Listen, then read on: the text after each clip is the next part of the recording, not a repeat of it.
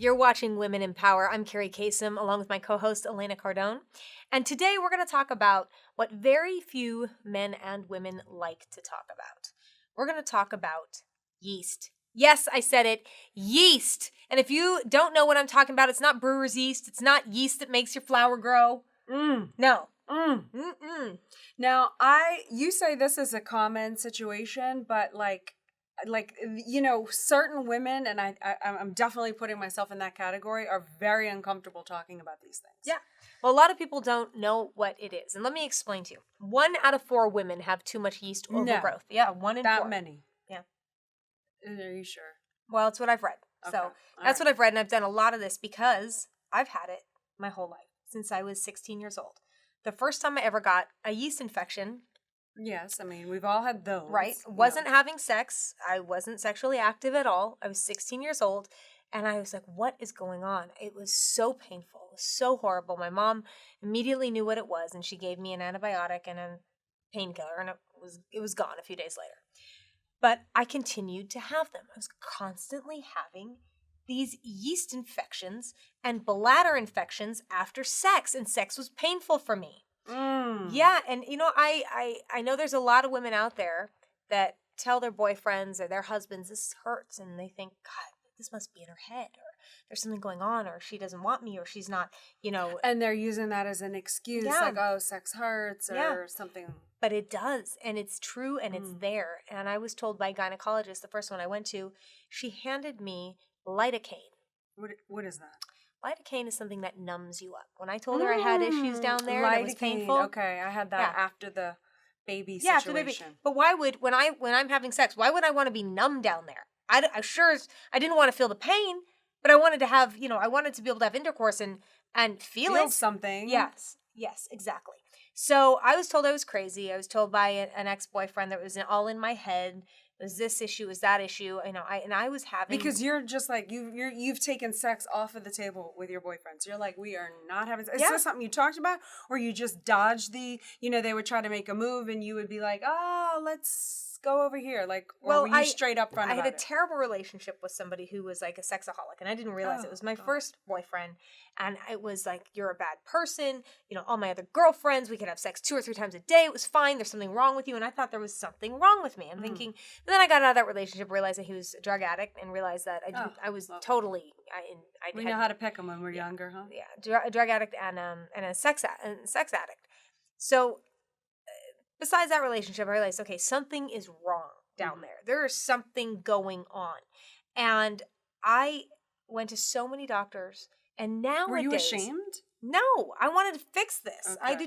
I didn't understand it, and I hated it, and I would stop having sex, and I'd go years without having a boyfriend. I didn't want to be in pain anymore, and I didn't want to have bladder infections and yeast infections constantly. So a lot of times what doctors will do... And just back up, because like I said, I've definitely had a bladder infection. I've definitely had a yeast infection, so I'm not trying to be like high and mighty, but I've never had this situation. The ongoing. The ongoing situation. Now, anyway, I think I forgot what I was going to ask, but this... Anyway, go on. Okay, so no. I mean, there's so many questions, and you'll have a bunch of them. But I had questions from my doctor, and he couldn't answer them. He didn't know what I was talking about. Instead, he gave me antibiotics. And antibiotics make yeast worse. They flourish on antibiotics. But it's like, well, how do you get rid of the bladder infection? Once I had the bladder infection, I was put on antibiotics, which gave me the yeast infection. With the yeast infection, I was put on... And they don't have this figured out. Antifungal medicine. I went to so many doctors until I went to a holistic practitioner and read on the internet. I said, this is going to stop. I am so sick of this cycle. What can I do to stop it? So I did research, and this is about 6-7 years ago.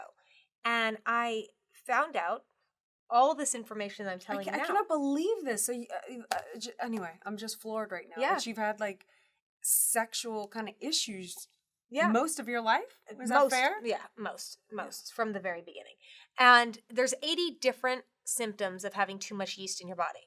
Night sweats, irritability, ability to not focus, your eyes get dry, looks like there's floaty stuff in them, itchy skin. I had itchy skin. I had thousands of dollars of tests at UCLA. No. Thousands. They could not tell me what it was. Well, Not one person checked me for yeast. Not one person checked me for yeast. Did anyone want to try to put you on psychiatric drugs and say you were depressed? No. Okay. Nothing like that. Nothing like that. Because it was itchy. I mean, I had itchy skin, and the doctors say, oh, some people just have dry, itchy skin.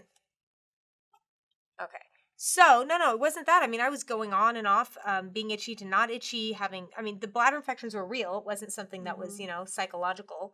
It was real. I'd have sex and boom, I'd get a bladder infection that led to a yeast infection. So anyway, I had one doctor finally say, you've got too much yeast in your system. But she didn't know what to do. She gave me antifungal, and I was on all this antifungal, which is really bad for your kidneys and liver. Oh, but at least she's like, that's what your problem is. Mm-hmm. She knew it, but she didn't know how to correct it. So I actually talked about this a lot on my radio shows in LA, and actually my syndicated radio show as well. You're this Maxim magazine's like hottest ever women, and you're coming out with this story like you had to sustain from sex for years and boyfriends, and you've been struggling with this. I mean, it's such a dichotomy. It's hard to wrap your head around. I know. It is funny because people look at you and they're probably like, oh, this sexual vixen, you know? No. And you're like, no, not me. And it's been better the last 6 years of my life. It definitely has. So, but it has affected me. It's been horrible.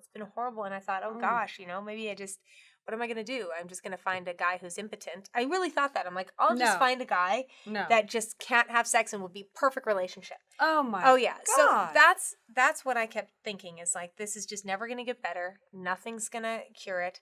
I'm in trouble here. So I did all my research, and I found out so many things about how to cure it, how to fix it, and how to live without it and not live with it. So I'm going to tell you all about that and the doctor that cured me, or fixed me, because it's still there, after we get back. It's Women in Power. I'm Kerri Kasem along with Elena Cardone. We'll be right back.